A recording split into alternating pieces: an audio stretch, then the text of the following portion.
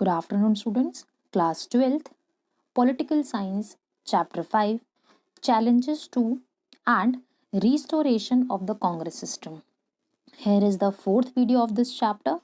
In this video, we will understand that how Indira Gandhi faced first time elections, or the Congress party had faced elections first time after Nehru.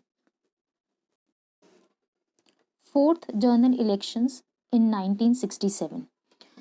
यानी कि India independency के बाद 4 बार elections face कर चुका था, या 3 बार elections face कर चुका था कहा यह जाएगा, और फोर्थ टाइम इलेक्शंस नेहरू के बाद अब फेस किए जा रहे थे। अगर हम इस चीज़ को एक बार टाइमलाइन आप देख लें, क्योंकि ये सब चीज़ें आपने चैप्टर्स में नहीं पढ़ी हैं, तो फर्स्ट जो जनरल इलेक्शंस हुए बेटा वो हुए 1952 में, सेकेंड जनरल इलेक्शंस हुए 1957 में, थर्ड जनरल इलेक्शंस हुए बेटा आपके 1962 में, फोर्थ जनरल इलेक्शंस हुए हैं आपके बेटा 1967 में। तीनों टाइम जनरल इलेक्शंस के अंदर कांग्रेस को लीड करने के लिए हमारे पास नेहरू थे, बट फोर्थ जनरल इलेक्शंस हम पहली बार बिना नेहरू के लीड कर रहे थे। The year 1967 is considered a landmark year in India's political electoral history. Landmark क्यों? क्योंकि बिना नेहरू के डेमोक्रेटिक इलेक्शंस करवाए भी जा रहे थे और कांग्रेस बिना नेहरू के इलेक्शंस के अंदर कंटेस्ट भी कर रही थी। In chapter 2 you read about how the Congress party was the dominant political force. Why dominant political force? क्योंकि उसको बहुत ज़्यादा नंबर ऑफ वोट्स मिलते आए हर इलेक्शंस में, और वो बहुत ज़्यादा नंबर ऑफ सीट से वो इलेक्शंस जीतती आ रही थी। अगर आप इसको पूरा डेटा अगर आप ध्यान से देखें, अगर हम लोग फर्स्ट जनरल इलेक्शंस की बात करें, टोटल नंबर ऑफ सीट्स आपकी कितनी है? 489 नंबर ऑफ सीट्स उस टाइम पीरियड पे कम थी। कांग्रेस को अकेले 364 सीट्स मिली। सेकेंड जनरल इलेक्शंस के अंदर कांग्रेस को 371 सीट्स मिली out of 494। Third general elections के अंदर बेटा 361 सीट्स आउट ऑफ 494। ये नंबर ऑफ सीट्स हैं जो कि कांग्रेस को लगातार मिली हर एक इलेक्शन के बाद।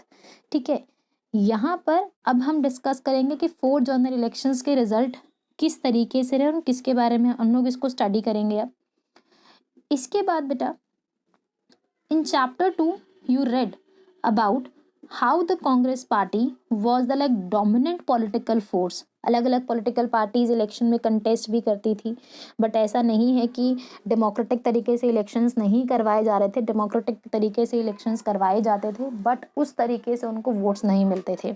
इस पूरे टाइम पीरियड को बेटा वन पार्टी डोमिनेंस का टाइम पीरियड भी कह सकते हो।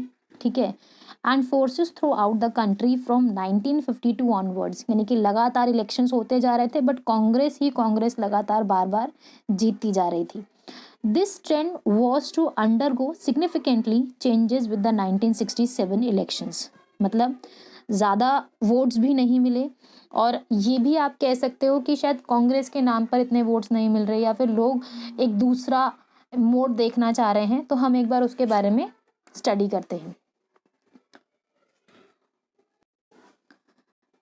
अगर हम उसके बाकी प्रीवियस सीट से कंपेयर करें बेटा, तो देखो पिछले चेंजेस के अकॉर्डिंगली अगर हम देखें तो परसेंटेज ऑफ वोट जो है कुछ हद तक कम रहा। ठीक है, टोटल नंबर ऑफ जो सीट्स रही वो आपके 520 रही उस टाइम पीरियड पर। आप इसे प्लीज़ नोट डाउन कर लें। वो जनरल इलेक्शंस में 520 टोटल नंबर ऑफ सीट्स रही, जिसमें कांग्रेस को ओनली 283 सीट्स मिली, यानी कि बाकी जो रेट है वो 300 तक चल रहा है, 300 प्लस चल रहा है, 350 प्लस चल रहा है, बट फोर्थ जनरल इलेक्शंस के अंदर नंबर ऑफ वोट्स कम मिले। ठीक है, उसके पीछे कई कारण हैं जो कि हम लोग अब पढ़ेंगे। कॉन्टेक्स्ट ऑफ द इलेक्शन, कि इलेक्शन का पूरा सिनेरियो क्या चल रहा है। In the years leading up to the four general elections the country witness major changes. The two prime ministers, दो मतलब ये फिर कहा जाए कि आपके डोमेस्टिक लेवल पर अलग अलग चेंजेस, अलग अलग फील्ड में चेंजेस हमें देखने को मिल रहे हैं। The two prime ministers had died, Nehru ji की डेथ हो चुकी थी, शास्त्री जी की डेथ हो चुकी थी इन अ क्विक सक्सेशन, और मतलब 2 साल बाद ही हमने शास्त्री जी को खो दिया। And the new prime minister who was being seen as a political novice. Why political novice? क्योंकि उनके पास ऐसा कोई एक्सपीरियंस नहीं था। नोविस का मतलब होता है बेटा नौसिखिया, यानी कि जिसके पास कोई ज़्यादा एक्सपीरियंस ना हो सिस्टम को चलाने का। तो he was political novice as compared to Morarji Desai and as compared to the other leaders, ठीक है, and had been in office for less than a year. क्योंकि 19 अगर टाइम पीरियड अगर आप ध्यान से देखें तो 66 में शास्त्री जी की डेथ हो गई, ठीक है, और 1966 के अंदर शास्त्री जी की डेथ हुई और 12 जैन से उन्होंने प्राइम मिनिस्टर की पोस्ट पर काम करना स्टार्ट किया। नहीं सॉरी, डेट जो है 24 है बेटा, 24 जैन से एज ए प्राइम मिनिस्टर काम करना स्टार्ट किया और सिर्फ 24 मार्च 1960, मतलब बेसिकली देखा जाए तो हम लोग यहाँ पर ये समझने की कोशिश कर रहे हैं कि 66 में आपने पावर संभाली और 67 में आपको इलेक्शंस फेस करने पड़ रहे हैं।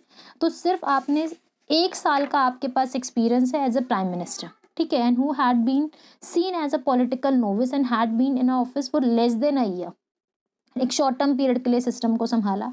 And you will recall from the discussion from the chapter number 3 in the previous section of the chapter that period was like fought with a grave economic crisis। economic crisis क्यों? क्योंकि food crisis आ रहा है, ठीक है, अलग अलग problems आ रही हैं, पॉवर्टी चल रही है और कोल्ड वॉर चल रहा है, आपको क्यूबा मिसाइल क्राइसिस इसके अंदर आप देख रहे हो। उसके बाद अलग अलग जो नाटो है, वॉर्सा पैक्ट है, या यूएसएस आ रहा है, वो अपने लेवल पर अपना डोमिनेंस बढ़ा रहे हैं, आर्म्स कंट्रोल बढ़ता जा रहा है उस टाइम पीरियड पर। तो एक अलग इकोनॉमिक क्राइसिस इंटरनेशनल लेवल पर और डोमेस्टिक लेवल पर हमें देखने को मिला, resulting from successive failure of the monsoon.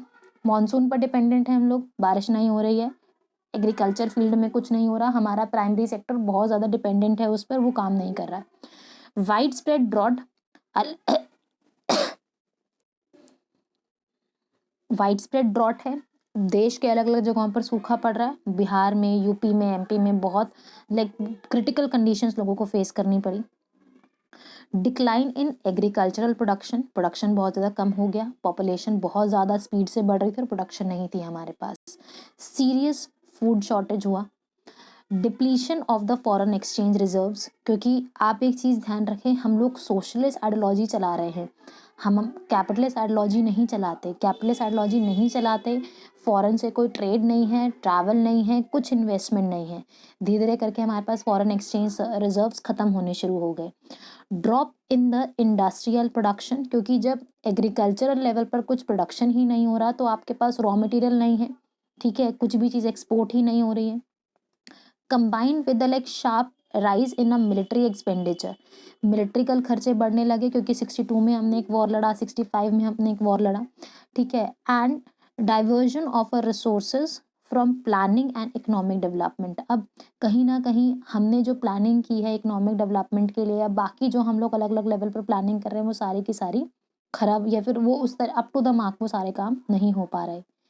One of the first decision of Indira Gandhi government was to devaluate the Indian rupee under what was seen be pressure from US। मतलब basically क्या था कि हमारा जो value है वो कम हो गया था, ठीक है, यानी कि पहले $1 का जो प्राइस है वो ₹5 था, अब वो $1 का प्राइस ₹7 में बदल गया, ₹2 का चेंज था, जो कि हमारे लिए बहुत ज़्यादा महंगा हमें पड़ा, क्योंकि अगर आप सामान बाहर से कुछ मंगा रहे हैं, सारा ट्रेड और जितना भी कुछ होता है सब कुछ डॉलर में होगा, तो आपको अब इंडियन रुपये के ₹2 एक्स्ट्रा खर्च करने पड़ेंगे, ठीक है। तो ये सब चीज़ें क्या है, अब हमें हर परचेज पर महंगा पड़ने वाला है, हमें हर परचेज, ठीक है।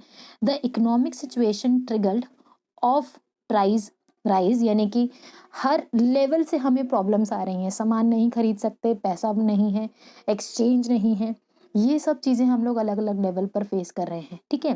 People started protesting against the increase of the price essential commodities.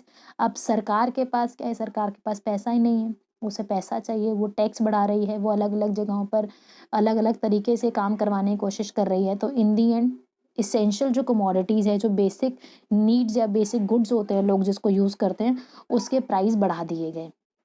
Food सिकैसिटी हो रही है, लोगों के पास जेन्युइनली खाने के लिए नहीं था।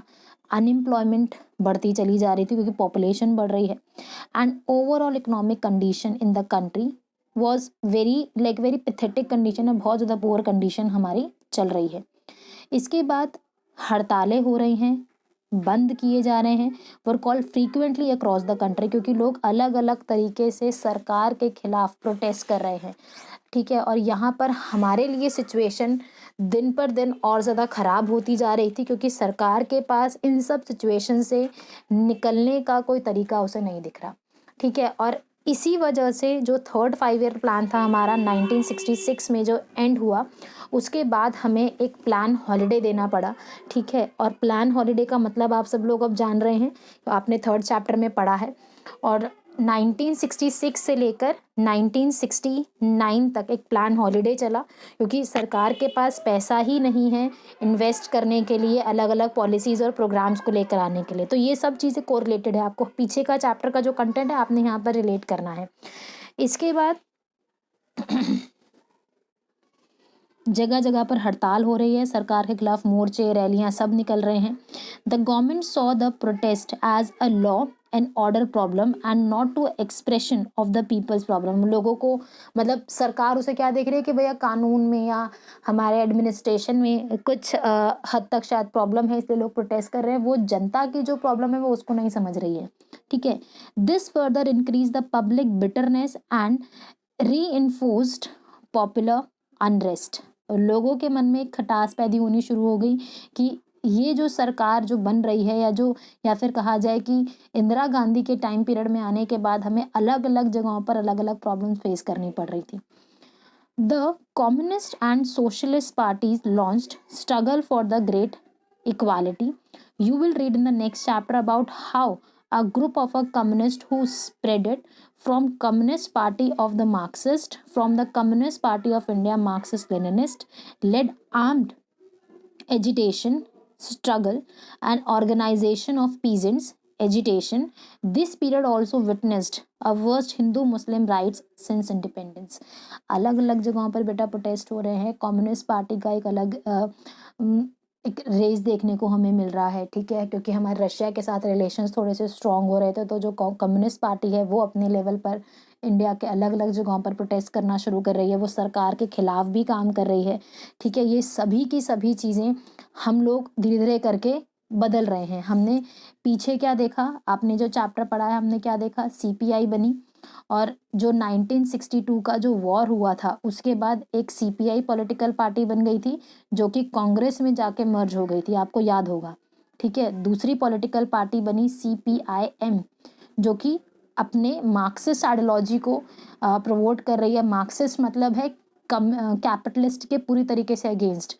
अब वो सीपीआईएम जो है वो सीपीआई मार्क्सिस्ट प्लस लेनिनिस्ट के अंदर अपना नाम बदल रही है, और हिंदू मुस्लिम राइट्स हमें फेस करने पड़े। तो ये सब चीज़ें हम लोग आगे चैप्टर में और डिटेल में देखेंगे। All these things proved that कि इंदिरा गांधी 1 साल के टाइम पीरियड में अलग अलग लेवल पर बहुत सारी प्रॉब्लम्स उसने फेस की, बट कहीं ना कहीं एक टाइम पीरियड ऐसा भी आया जब इंदिरा गांधी ने इन सभी रेस्टलेस सिचुएशन को कंट्रोल करने के लिए एक अच्छा स्टेप लिया, और उसने सिचुएशंस को कंट्रोल भी किया। नेक्स्ट वीडियो में हम लोग नॉन कांग्रेसिज्म के बारे में स्टडी करेंगे। ये टर्म इम्पॉर्टेंट है, एग्जाम में कई बार एक्सप्लेनेशन के लिए पूछा जाता है।